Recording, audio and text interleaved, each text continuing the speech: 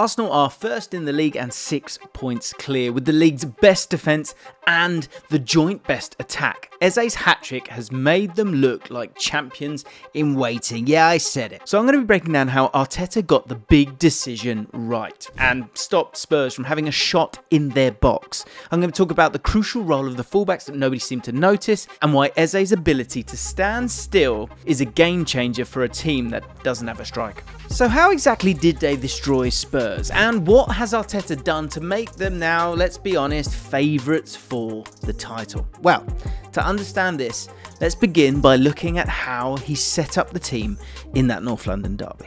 So I think people are going to forget what an awkward predicament Arsenal found themselves in, with several first-team players actually out, despite the depth of the squad being so strong, and ultimately there not being a proper striker up top. Merino and Eze, this is the last game against Sunderland, you can see in front of you, played up top, and so they stuck with that. But there was the one big decision that needed to be made, which was Gabriel being injured and who would come in. For Spurs, some big decisions for them as well, and something that I think needs focusing on is Arteta and the way that he would have planned for playing against a Spurs team that was going to play 3 at the back or against a team that was going to play 4 at the back. So what happened was this.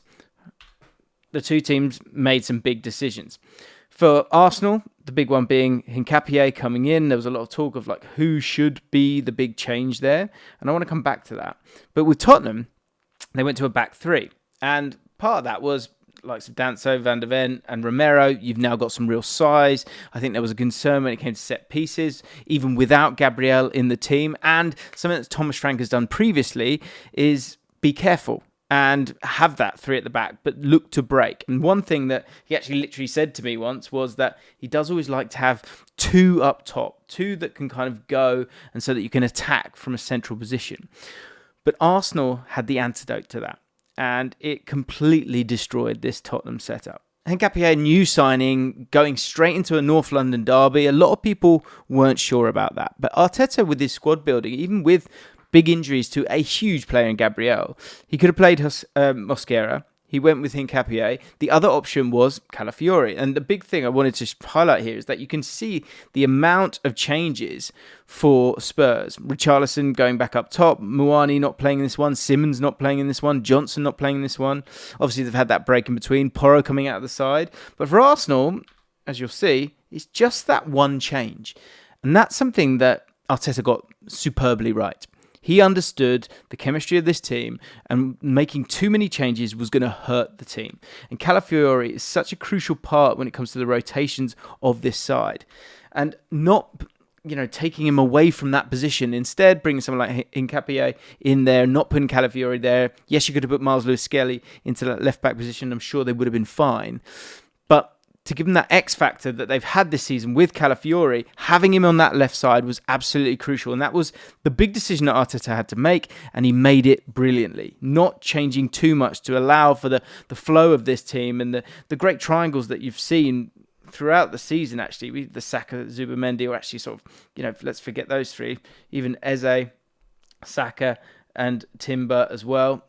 All those triangles working really well throughout the season. You don't want to kind of give up on that by, just mixing it up a little bit too much and playing someone else. So that was a huge thing that I think he did there. So those were the teams, but the positions of which they played were massive in this one, because this was a key area of the pitch for me. You had Danso, Romero and Van de Ven looking to allow this team to be pretty solid, and then ideally get the ball to Kudus, who had a bit of a roaming role, was able to go over and try and help with holding up the ball, of which he did pretty badly. But this looks like, from a physical point of view, not much of a matchup. And that's what Arteta did brilliantly in this, is that he didn't try and do that anyway. What he did was overload in areas of the pitch that could lead to him getting what he wanted and still getting in behind this Spurs back line, but in a way that kind of caught me out. Initially, I was thinking, there's no real threat up top. No one's really running the channels. But Arteta knew better than me, believe it or not. Can you believe it? No, I can't either. What he did fantastically was he allowed Merino and Eze to drop deep. Let me show you.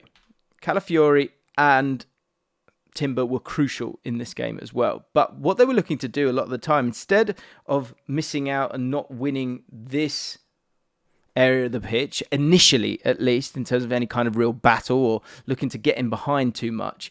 What they did was they allowed Merino and Eze to drop deep, consistently dropping into different areas. And it's clear as day in the average positions, this was clearly a tactic that Arteta wanted to utilise, allowing those two players who like to drop deep to get on the ball. And you can see the difference in that distance in terms of you're looking to pin like normal forwards would. Didn't get involved in that at all. And so the runners had to come from elsewhere. And they had to be pretty clever and cute with how they did it. But it absolutely worked, because what it led to was a huge overload on that double pivot of Spurs. The fullbacks became a really great asset, as shown by the first goal. But before that, I just wanted to highlight it for you, because you've got those three centre-backs up against two there. But then the width of Saka and the width of Trossard, or be that Trossard coming into central areas, Calafiori moving up there to retain that width to create a bit of a gap, or again, Udogie dealing with Saka a lot of the times, but sometimes Saka driving inside to certain areas and Timber then retaining that space. What it did was, once these guys got sort of scrunched up a little bit, it created these very tight but available areas in between Jed Spence and Danso. And actually, that's where the first goal comes from. So just to neaten it up for a second, you've got it here, and then you've got the two teams set up here. And what I wanted to highlight was Danso, because Calafiori or Rice would go into this area here. Sometimes Calafiori would come into more central zones. Sometimes he would stay wide as well, and Trossard would step into these areas. And for Danso, that was something that he needed to keep an eye on. But because of Merino and Eze dropping off, these guys here kind of felt like they weren't really in too much danger. There was no problems behind them and no one really in front of them. So it allowed them, or gave them the opportunity to switch off a bit. And that's exactly what happened. And here's a couple of examples. Eze dropping, Merino dropping in between, Saka actually dropping in between as well. But actually the structure of Spurs is much better here, because they're not really concerned with Timber the same way that they would be about Saka if those two were to switch around. But as you see, the three centre-backs not really in any kind of danger, and so they feel they're safe. But the one person that Danso needs to keep an eye on a lot of the time was either Eze or whoever was in that kind of left half space for Arsenal. Sometimes it was Calafiori that he needed to keep an eye on, and he generally felt that Jed Spence was dealing with Trossard. And here's another example from a couple of minutes later. You've got the back line all pretty settled, no one really kind of dealing with them, but the difficult thing is that there's a clear overload here, 3 against 2, up against Palhinha and Bentancur. Odobert, who was sort of not really sure what to do. Does he go to Timber? Does he stop that passing lane? That made it really, really awkward for them. And in time, it meant that 3 solid centre-backs that you thought were going to play a big part in the game actually became a little bit redundant because of that overload in that central area. And the first goal involves both of the full-backs. One in a really subtle way, one in a more obvious way. First up, you've got Jurgen Timber getting on the ball. He's actually involved in that second goal as well. But Merino dropping off. And as you can see, even Eze knows what's going on here. They want to get the ball to that player who's playing off that back line, and then the runs will come. But what's crucial here is, we spoke about it a little bit earlier, Danso and who he's looking at. He's focusing on Calafiori. He's concerned about him. He's his guy, because he knows that Calafiori brings that little bit of chaos. And Eze knows that he wants to get the ball to Merino, who's supposed to be playing up front. What's a huge problem here is, of course, the overload that occurs throughout. It means that no one gets anywhere near him. And again, Danso is having a little look at Calafiori. He sees that Calafiori is moving out wide here. And this is where it's really, really clever stuff, because now Jed Spence thinks that he's got to deal with Calafiori. Danso thinks that, my guy's gone. And that's where he lets himself down massively, in my opinion, because he's got to be a bit more switched on, have a little look around and see what the danger is. He doesn't do that. And this is all part of Arteta's plan, I think, once he knew that he was playing against that 3. Is having those rotations, making life awkward. Am I marking you or am I marking you? And then in those moments, clever players like Leandro Trossard, who, yes, he's a winger, but he's also played as a 9 in his career, can sense out those moments. But having those players like Merino and Eze in those little pockets of space, and then being able to make those runs, it was something that happened throughout the game, and obviously led to this goal. And it's that cute play that allowed Arsenal to get in behind a back 5 that was playing in a low block. As you can see, Danso not looking Calafiori and Jed Spence dealing with each other. They think they're okay. Danso thinks he's fine, but there is that space in behind. And Leandro Trossard is ready to exploit it, and he does exactly that. It's amazing stuff. Makes that run. Great ball from Marino, getting in the areas that he wants to be in. And Trossard does what he does, scores the goal, gets them moving in the right direction. So the first goal, yes, Timber's involved, stepping in, and Calafiori's kind of messing with the mind of Danso, and that leads to that space on that side, but Arteta is able to do it on the other side. But this is all down to Jurgen Timber being absolutely fantastic, targeting that area there, but also utilising the kind of concern that there was for Bukayo Saka in those wide areas. We see these underlapping runs from Timber all the time, and the defending from Udogie and Odobert was really, really poor in this game. And, you know, this 3 here, why wasn't that Sarr for me? I think you would have been in a much better place if you want to have that 2 up top. But again, there were these big spaces here as well. And throughout the game, they struggled down that left-hand side. But I'm taking away from Timber's moment here. He's absolutely fantastic. And he does what other players don't want to do. He runs and runs and runs, shows quality, sniffs out and understands the moment, and it leads to a goal. Udogie's on his way back. Timber is understanding what's going on here, but he also knows there's that lovely space there. Palhinha's got dragged into it there. Odebert's looking to try and help, but actually either Udogie or Odobert needs to keep an eye on Timber, but he makes them quit a little bit, and Saka knows if I get the ball, Timber's going to make his way there, and that's exactly what happens. He's able to drive into that area, and what's crucial here for me, again, are these two and how they sort of dovetail. In the first goal, it was Eze who was able to make a little bit of a run, not too much of a run, just to take that back line back a little bit. On this occasion, it's Marino, and Eze is the one who stands still, and that is something I need to talk to you about in great detail. The ability to stand still with Eze is what's going to lead to Arsenal winning the title, in my opinion, and why Eze will be the signing of the season. 2 months ago, I said he's going to be crucial to Arsenal in terms of their ability to get into those central areas because he's so comfortable in them. And although when it comes to this goal, look, there's an element of luck in there, the cross comes in, but he is waiting there ready for it. And actually, it's the ability for him to stay in these areas of the pitch at all times and be comfortable standing there that makes him so sensational. People don't talk about it enough, and people don't understand how difficult that is. This pass that comes to him once the ball's cleared from Danso to Eze, it's amazing stuff from Eze to, first of all, just have that critical scan to understand what's happening, and then that midfield 2 who got run ragged the whole game, both come at him, and to have the composure that he's got. Of course, there's some controversy about the finish afterwards with players getting in the way. But from here, how many players are just going to sort of go away from goals, see if they can curl a shot or maybe just recycle it wide?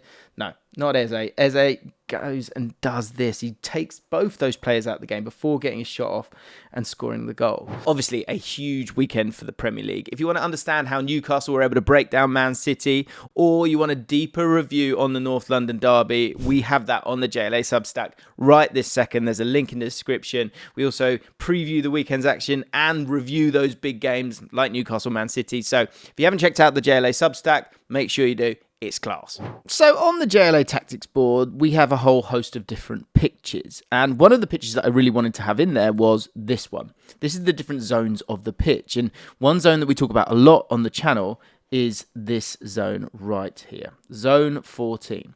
And the use of zone 14 can get a little bit muddled up with this idea of the half spaces because they're two very different things. Getting in between the lines and getting involved is one thing, but arriving in that zone 14 and scoring goals from that area is an area that is incredibly dangerous in games of football. And that's something that Arteta has been able to realise and utilise to take Arsenal to a new level this season. And it was there for all to see in this one. Because when we think of Arsenal, we think of them in this area of the pitch, and that's where a lot of their shots and goals come from. The stars are the goals here, and you can see that. The second 6-yard box maybe being where it drops down after that, but a lot in the middle on that goalkeeper from those set pieces. These are all the shots that Arsenal have had at home this season.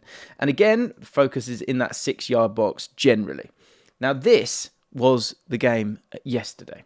And as you can see, the goals were coming further out. And in particular, a clear zone here.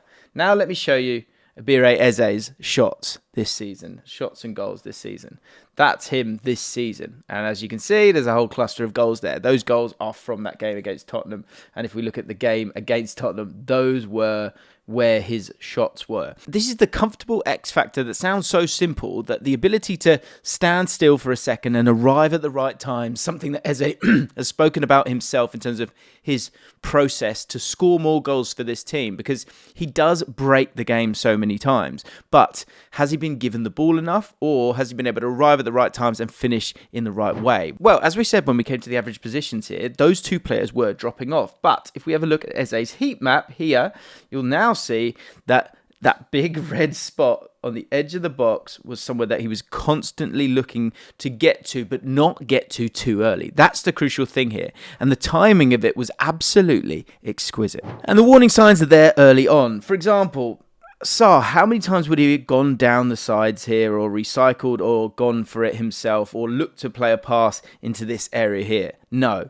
he knows that he wants to get the ball to Eze, because Eze has a gravity to him that brings players towards him. If you don't believe me, have a look at this screenshot from the moment here. This is about 3 minutes into the game. 1, 2, 3, 4 players that he takes out.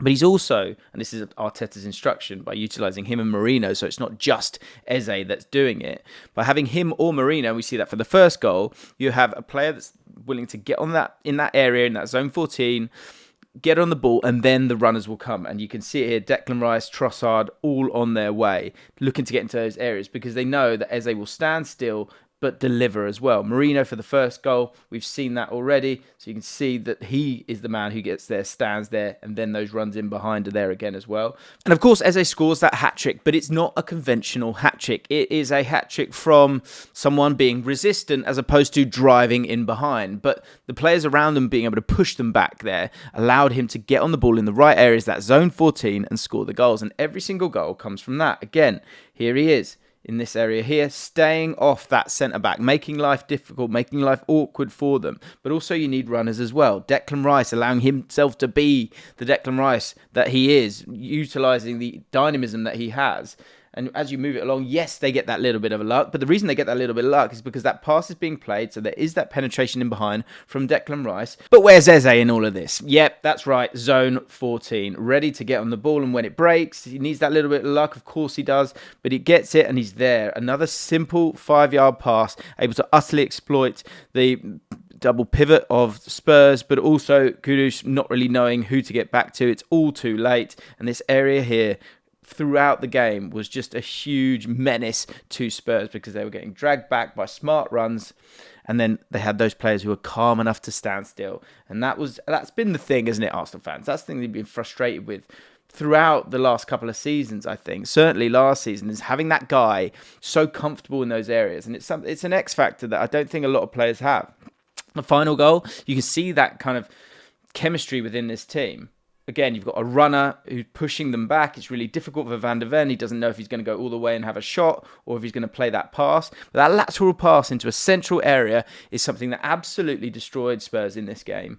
And it comes from the energy of those wide players to sort of drag players towards them a little bit. But again, Eze not rushing to get there, taking his time, and then you can see it here, another great finish from him. Absolute sensational stuff. But it's because of his ability to stand still that's giving this Arsenal side a new lease of life. A new lease of life that when you bring Havertz back and Gyökeres back, I think they're only going to get stronger, because there's going to be even more space for Eze, he's the main man for this team right now, especially without a striker.